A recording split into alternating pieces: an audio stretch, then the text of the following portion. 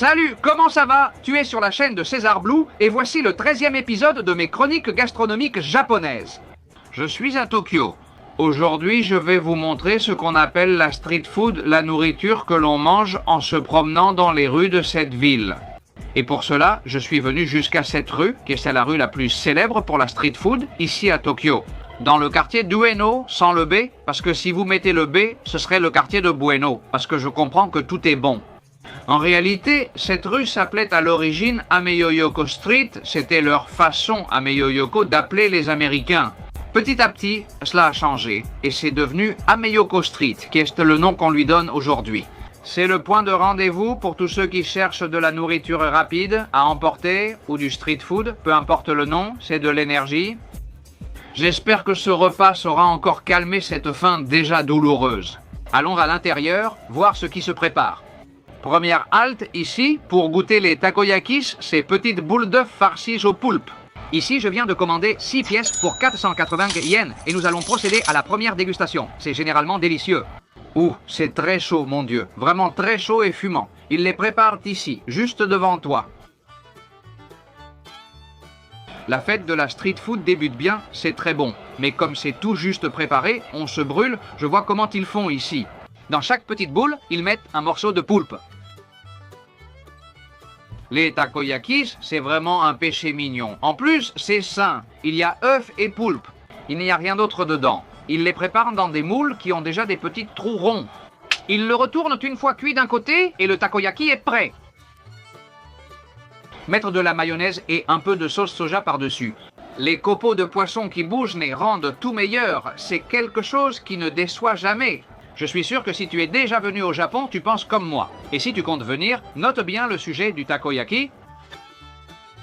Parce que ça, tu ne peux pas passer à côté, mon Dieu. On dirait un peu des croquettes, non? Il lui manque la panure de la croquette en soi, mais l'intérieur aussi crémeux, avec l'œuf, c'est incroyable, hein? C'est encore fumant. Après tout ce temps passé à attendre et à parler des takoyakis ici. Je ne m'attarde pas et passe au suivant. Me voici déjà dans le deuxième endroit, près du précédent, avec un système très amusant.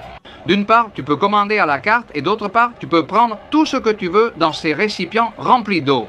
Et ensuite, ils te font payer par baguette. Moi, j'ai commandé. Ça qui s'appelle Hamukatsu Katsu doit vouloir dire frite ou pané parce que, bon, le katsu est toujours comme ça, frité pané. Et il est farci de jambon. Et j'ai aussi commandé une bière, eh bien, pour m'hydrater un peu et pour goûter des produits locaux. Enfin, j'y vais avec le Hamukatsu. Oh là là, comme c'est croustillant. Oh là là.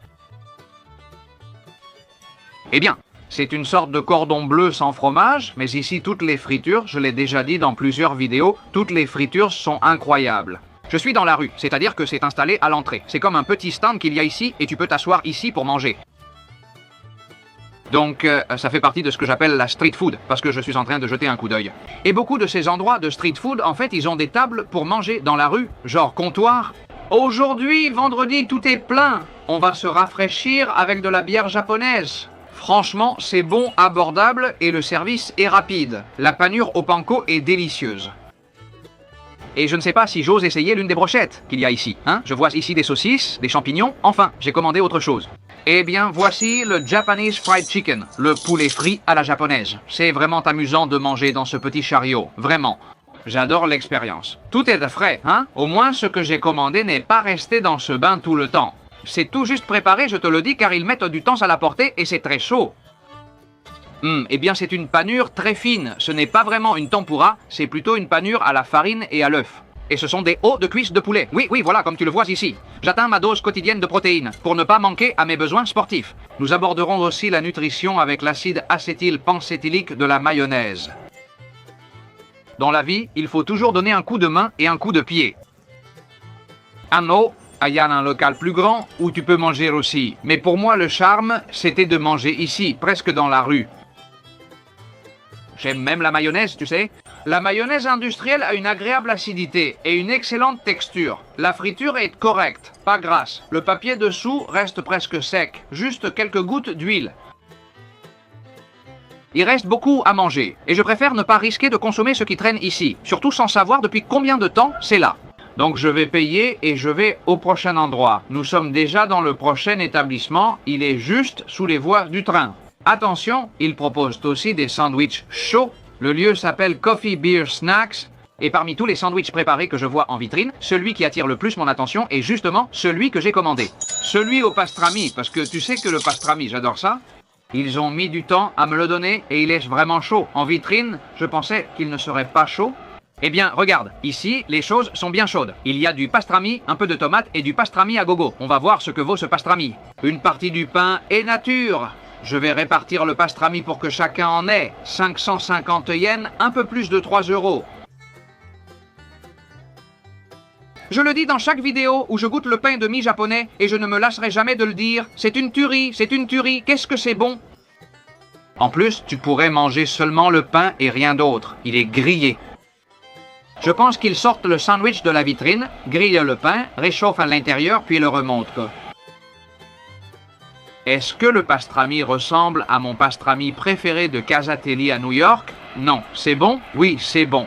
Je ne perçois aucune touche fumée. Ça ressemble plus à une charcuterie de pastrami. J'ai déjà goûté la même chose en Espagne.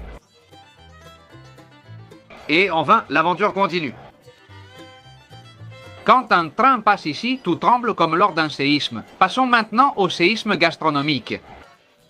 Pour la première fois de ma vie, je suis dans un bar à Yakitori, enfin, sur la terrasse. J'ai commandé un yakitori. Cet endroit est original, c'est à la fois un bar à whisky et à yakitori, comme les brochettes là-bas.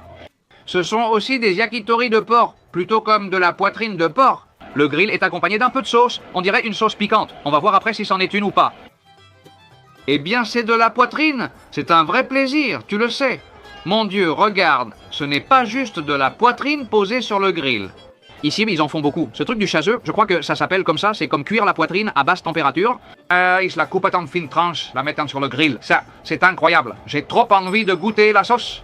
La sonnette que vous avez entendue, je l'ai aussi ici pour appeler les serveurs. Et ils viennent tout de suite.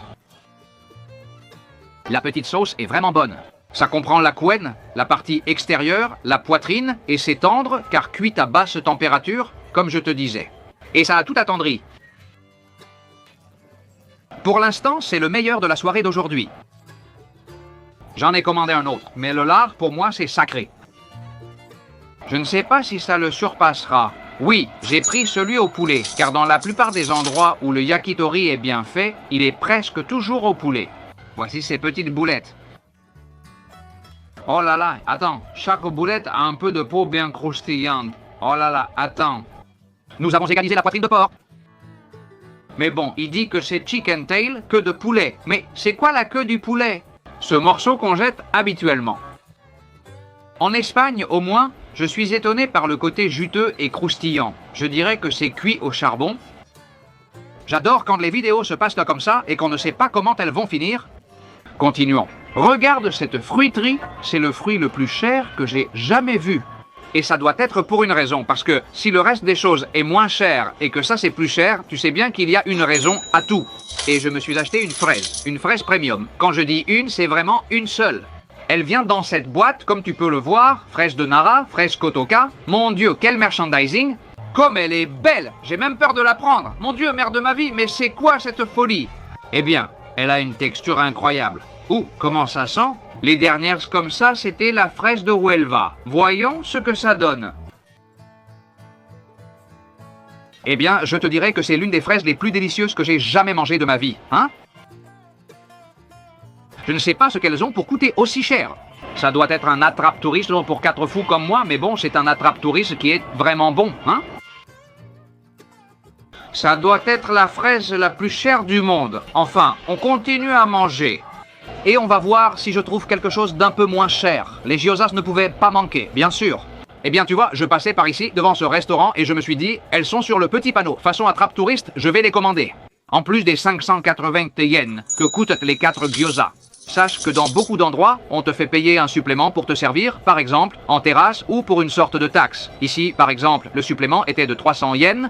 Elles sont toutes fraîches, je te le garantis. J'ai attendu longtemps, elles sont bien chaudes.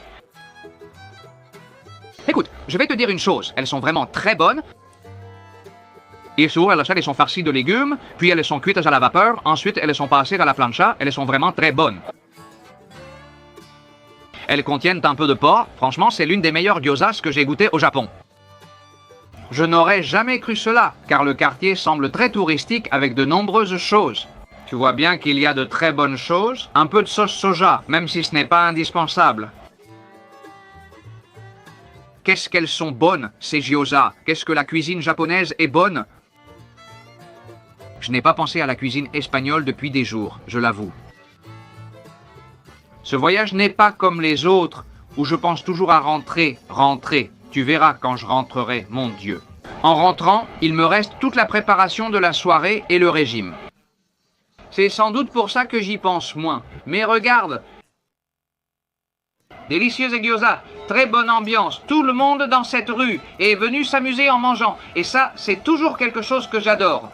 On va continuer l'aventure. Alors ici, je suis entré dans ce lieu qui propose des milkshakes qui ont l'air incroyables. En plus, ils diffusent en continu à la porte une publicité vidéo où on les voit en train de mettre le feu à un milkshake. Et bien sûr, je l'ai commandé et le voilà. C'est la petite taille, mais regarde comment il est, le petit. J'ai déjà mis la paille. En mettant la paille, tout le caramel est descendu au fond. C'est comme un thé avec de la crème de lait. Waouh, c'est vraiment bon. Si j'avais su, j'aurais pris le grand. Ça a un fort goût de caramel, avec beaucoup de caramel et des petites boules semblables à des bonbons gélifiés. C'est délicieux, hein? C'est sucré, bien comme il faut. Avec cette paille, qui en fait n'est pas vraiment une petite paille, parce qu'elle n'a rien de petit, elle est énorme, bien épaisse, eh bien, tu attrapes les morceaux de bonbons gélifiés en aspirant, non? C'est délicieux, ça se mange facilement et il me reste plein à goûter. Quel mélange dans mon estomac. On continue. Un autre arrêt. Attention, ils ferment déjà, il se fait tard et ils ferment tôt. Ils m'ont servi en apéritif ceci, qui est du hijiki, une algue marine que l'on trouve à l'état sauvage, ici sur les rochers du Japon. Et ensuite, comme plat, j'ai commandé quelque chose qu'ils mangent aussi beaucoup ici. C'est un bol de riz qui a justement tout le riz à la base. Et sur le dessus, dans ce cas, du poulet, qui semble être frit avec du sésame. Je vais goûter cette algue, le hijiki. Bon, ne crois pas que ça me plaît beaucoup. Désolé, ça ne me fascine pas. Ça ne me fascine pas. La texture, non, c'est une algue, mais j'ai l'impression de manger la mer, tu vois. C'est comme manger des légumes marins comme crus, bêtement. Dans ce restaurant, ils te donnent une petite serviette pour avoir les mains propres avant de manger. Passons à l'essentiel, c'est le poulet. Oh, ils te servent de sacrés morceaux de poulet ici, hein? Alors, ils arrivent comme s'ils avaient été préparés sur une brochette, c'est-à-dire un peu comme des brochettes de viande, puis ils les déposent ici. Ils ont mis pas mal de temps à la porter. Ça ne me dérange pas, je ne suis pas pressé. Et en plus, ça me fait penser qu'ils le préparent à la minute pour moi. Exprès. Combien de riz je mange en ce moment? Qui m'aurait vu et qui me voit manger du riz avec des baguettes? Hein? Incroyable. Là, il est écrit que c'est du poulet, mais ça, c'est un morceau de poitrine de porc. Eh bien, c'est curieux, non? Heureusement que je n'ai aucune restriction religieuse qui m'empêche de manger du porc, mais... Je regarde le menu, il y a du poulet, c'est bien du poulet et c'est apprécié. Tu sais quoi? Je vais te dire, tu vois le bol? Ce petit-là. Comme on dirait, il est petit mais costaud, avec de la profondeur. Il fête le week-end à fond sur la table d'à côté. La base, c'est du riz blanc. Tiens compte qu'ici, au lieu de pain, tu as déjà vu, je n'ai pas goûté de pain ces jours-ci, sauf du pain de mie. Le pain, ils ne l'utilisent presque pas. Ici, ils commencent déjà à fermer les endroits. Voyons quelle heure il est. Il est 23 h. Pour eux, c'est comme s'il était 2 h du matin. Il ne reste plus beaucoup d'endroits ouverts. Il y a une bonne quantité de poulet, hein? En dessous, il y a encore plus de poulet. Bien sûr, si tu peux manger, je te dirai tout le riz, en le mélangeant avec le poulet. Regardons cette pièce, sans doute la principale du plat. Je ne m'y attendais pas, c'est comme un kebab de poulet. Oui, comme je te le dis, c'est de la viande de poulet hachée, qu'ils ont mise comme ça sur un bâton. En fait, il y a ici le trou, regarde, je l'ai pris juste par le trou. Ils l'ont mis là sur une broche au-dessus des braises, parce qu'on dirait que c'est cuit au charbon. C'est du poulet haché très épicé. C'est un genre de kebab de poulet, et j'ai vu là-bas un kebab, mais kebab pas de nerf kebab, mais plutôt des brochettes de cette viande qu'ils mettent au grill. Je ne me suis pas arrêté, car je me suis dit, au Japon, pourquoi aller dans un restaurant de kebab? Mais je n'écarte pas cette idée, hein, je ne l'écarte pas. Que la brochette de poulet est très bonne, elle est très bonne, avec le riz. À part le riz lui-même, le poulet et la ciboule hachée dessus, il y a aussi des légumes grillés. Et puis, tu vois que ce sont des prix abordables, non? Pratiquement, pour finir, je vais laisser ça aussi propre que possible et on va essayer de trouver un autre endroit. Eh bien, tout était pratiquement fermé et il ne restait ouvert qu'un endroit qui n'est pas vraiment de la street food, de la nourriture à emporter. Mais bon, c'est ici dans le quartier et il y a quelque chose que mon ami Franck adore, ce sont les gambas à l'ail. J'étais déjà passé par ici hier et j'avais vu cette petite affiche sur l'ail, alors j'ai décidé d'entrer dans ce local à son rez-de-chaussée pour goûter. Ils m'ont servi un apéritif. J'ai demandé au garçon ce que c'était. Je ne comprenais pas. J'ai utilisé le traducteur et ça s'est traduit par viande crue. Je ne sais pas pourquoi, mais j'ai l'impression que c'est du porc. Effectivement, c'est du porc. Je ne peux pas, c'est du porc cru et froid, tout juste sorti du frigo. Eh bien, ça doit être très typique ici. Je respecte ça, mais vous me permettez de laisser l'apéritif? D'un autre côté, eh bien, on m'a prévenu en entrant ici que l'apéritif est obligatoire. Qu'ils te font payer? Je ne sais pas si c'est 800 pour l'apéritif et pour le service à table. Eh bien, voilà, on paye pour faire la vidéo. Je les trouve très pâles, les crevettes. Je les ai commandées à l'ail et on m'a demandé ce que je voulais mettre avec les crevettes. À l'ail? J'ai dit crevettes et ail, mais tu peux aussi ajouter pommes de terre, brocolis ou oignons. Elle ne ressemble sûrement pas aux tiennes, n'est-ce pas, Franck Pajaro? C'est une sorte de taverne espagnole. En fait, il y a ici plusieurs bouteilles de vin sur le comptoir. Des bouteilles de vin avec un bouchon à vis. Le pain à l'ail est une sorte de brioche, pas une baguette. Ici, les gens mangent-ils l'ail d'un coup? C'est-à-dire, il y en a littéralement 1, 2, 3 et celle que j'ai mangée, 4 crevettes, il y a un piment de Cayenne. Eh bien, les choses sont comme elles sont. Ce sont sûrement les pires crevettes à l'ail que j'ai jamais mangées. En plus, c'est le bazar ici. Je ne sais pas si vous m'entendez bien. L'huile est complètement translucide. On ne dirait pas que c'est de l'huile de tournesol, ni d'olive, n'y pensez même pas. L'huile n'a absolument pas pris la saveur de l'ail. Le porc cru, complètement cru façon sashimi, m'est arrivé à l'estomac comme une bombe et dans la tête, je ne vous raconte même pas. Enfin, j'espère aller bien demain. Ceci était le 13e épisode de mes chroniques gastronomiques du Japon. Si tu ne veux pas rater le numéro 14, tu sais ce qu'il te reste à faire. Abonne-toi à la chaîne et active la grosse cloche, ding dong, pour ne pas manquer la prochaine vidéo du Japon. Japon. C'est tout pour aujourd'hui. Ah, si tu as aimé la vidéo, laisse un super like. Voilà, c'est fini. On se retrouve dans la prochaine vidéo au restaurant. Au revoir.